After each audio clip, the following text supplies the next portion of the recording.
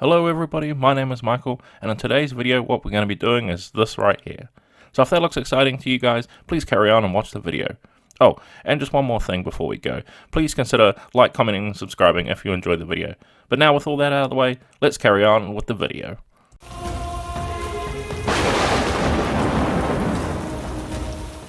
Okay, so starting off with Cersei here, what we're going to do is we're going to use Vampire Red, which is a nice dark, deep red that we want to be using for our base coat here. It's a good place to start. And of course, with Cersei Lannister here, I've also just painted her up with a nice neutral white primer, so we can get a lot more of the color out of our red, and we don't have to apply so many layers to get that true dark, deep red color that we want to have with the Lannisters and their nice red house symbol. So we want to be applying this everywhere. Now this is definitely going to take quite a few coats to do. I think in total this took me about 4 or 5 to get that nice deep red that I wanted to have and not have any of those streak marks. So you just want to be spending your time here making sure your paints are nice and thinned down, and really spend the time to get that color where you want it before moving on to the next step. Okay, so once we have that red exactly where we want it, well, time to come in now with our skin tone, and we're going to be using Elven Flesh to do this, which is a nice light skin tone. And Cersei being a very sophisticated, clean character, we want that nice, bright, clean skin that we can get to, and I think Elven Flesh is probably a good starting point for this. So we want to make sure we're doing the exact same thing as we did with our red here, being careful, applying it slowly, adding multiple thin coats to get it to the point where we want to.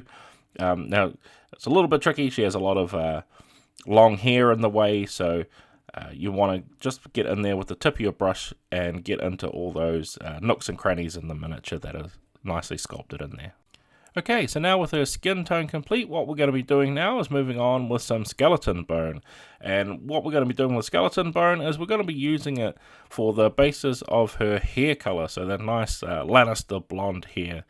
We're going to start off with skeleton bone. I know it sounds like a weird combination, sort of a yellowy, pale, whitish color, but it's going to be good when we apply the right wash to it, and it's going to really help sell that blonde hair look, at least in my opinion anyway. So giving a nice overall coat, getting into those small nooks and crannies that she has, like she has braided hair as well as her hair parts in a few different places, so make sure you get all those areas and have it exactly where you want it before moving on to the next step. Okay, so now we've got the bases of her hair complete. It's time to get into that Lannister gold that they're known for. So greedy gold is what we're going to be using here for our Lannister gold, and we want to be painting up the trim of her dress. She has this nice trim along the top. She also has some just along her sleeves of her arm, and I'm also going to be putting a golden pinstriping area for the edge of a material where her long sleeve basically touches the bottom of her dress. So being very, very careful to apply this, because we don't want to contaminate too much of our area with metal metallic flecks that are going to be a bit of a pain to cover over, especially since we have that nice deep red that we want to. It's going to take a little bit of time to fix that, because red is such a difficult color to work with. So being very, very careful, making sure you have a nice fine tip on your brush to keep the control where you want it. Okay, so once we have that complete, what we're going to be doing now is moving on to some washes. So flesh wash with my army painter here. It can be a nice skin tone color of choice. So we want to, of course, be applying that over the skin tone. Now, I also forgot to put in the video footage me painting up Cersei's lips as well. All I did was put in a very fine brush, and very carefully took me about 4 or 5 tries to get the lips where I wanted them looking nice. So this is an optional step, of course. You could miss this out, but as a Lannister, I think she and has that wealth and power, she needs to have that nice red lipstick to help sell that as well. So be very, very careful when you're trying that step as well. And of course with the wash, we don't want to be getting it over the hair as well, because that'll mess up with the whole blonde effect we're trying to go for a little bit later on. Okay, so once that wash is completely dry, what we're doing now is using Seraphim Sepia, and this is exactly what I was talking about when we wanted to get that blonde effect to come across. Seraphim Sepia over top of our skeleton bone is going to give us a really good, nice, dark, blonde hair looking color. It's at least the closest that I can get to a sort of semi-natural blonde hair color, at least in my opinion anyway. I do like the way this effect comes out. So again, we just want to be applying that very, very carefully and making sure it's only going where we want to have it as well. So trying to avoid overspilling anywhere on her face. We don't want to dirty poor Cersei here. Okay, so once that wash is completely dry, what we're going to be doing now is we're going to be moving on with some red tone.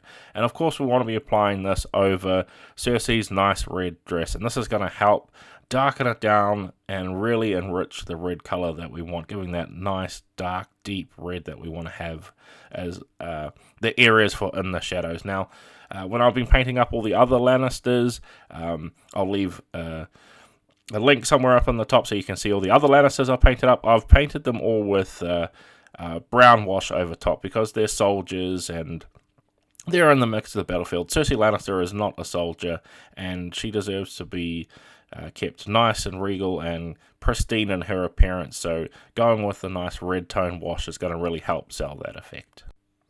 Okay, so once that red tone wash is completely dried up, what we want to be doing now is coming in with Vampire Red again. And the Vampire Red again is what we're going to be doing for our highlighting areas, so we want to be avoiding everywhere where we've got those nice deep shadows that have been enhanced with our red wash. We just basically want to be painting over those parts of the miniature again at the high points and making it look nicer overall, avoiding some of those sort of splotchy areas. And as well as that, I'm also using a lot finer tip brush than I usually am because I want to really focus and control where I want to have these highlights. I want them in specific places, and I don't want to be compromising any of the nice dark deep shading we've gotten with all those folds and stuff in her dress as well. So just being very careful and going over the places you want to in the miniature. Okay, so once we have that complete, time to come in now with some Dragon Red, which is an even brighter red again. And of course for this we're doing the exact same thing, but this time we're being a little bit more controlled where we want these highlights, and we want them on the most prominent areas where the sun would naturally be hitting. So on these nice big flat panels here that she has on her dress sleeves, on top of this knee that she's sort of pointing forward, we want to be really controlled and focused where we want to place these, and it's just going to add that nice red highlight like it is coming out in the sun. This will take a little while to do. It'll take a few layers of paint as well because we want to avoid it turning into pink. We want to keep it red. So just spending your time focusing the places where you want it on the miniature. Okay, so now with her dress all complete, what we're going to be doing now is coming in with some fairy flesh. And this is a little bit lighter than our elven flesh that we initially used on her skin. And again, all I'm going to be doing is hitting the nice high points of her miniature. So just a little bit on her forehead here, just on the tip of her nose, just a little bit of the shoulder she's pointing forward, and just on the little pieces of her finger that are actually catching the light. Just we want to keep it to the areas where the light would naturally bounce off, and having this fairy flesh, which is just a little bit lighter in tone to our elven flesh we use, is going to really help sell this effect, especially from a distance. So we just wanted to keep this nice and controlled with our nice fine tip brush. Okay, so once we have those skin highlights complete, it's time to come back in with our skeleton bone.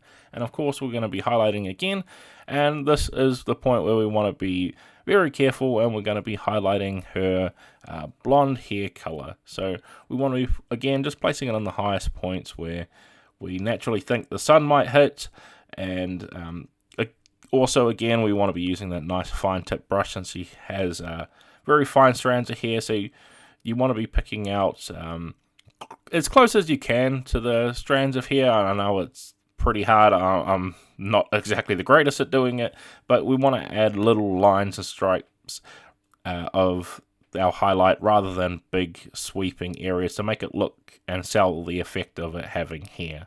So just being very controlled where we want to place these highlights. Okay, so once we have those highlights over here complete, it's time to come back in for the highlights of the gold. And I'm just using greedy gold again here, because I don't want it to be a too brighter gold. I want it to keep it nice and dark and a deep gold sort of natural color, and help it tie in with the red rather than sort of brightening it up way too much and giving it off silver.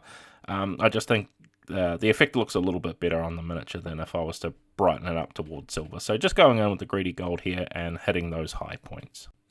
And with that, Cersei Lannister is complete, so all we need to do is just paint up her base. So I'm just using a nice standard black here, like I have with all my Song of Ice and Fire miniatures. And this is the point, of course, where you can match her up to base her exactly the same as the rest of your army. And also with that, this is the last miniature that we have to paint up from our Song of Ice and Fire miniature starter box, our Starks versus Lannister starter box. I have now painted up all the miniatures from that, or at least all the different types of miniatures from that. So I will leave links to the videos that we use, so you can paint up the whole starter box too if you would like.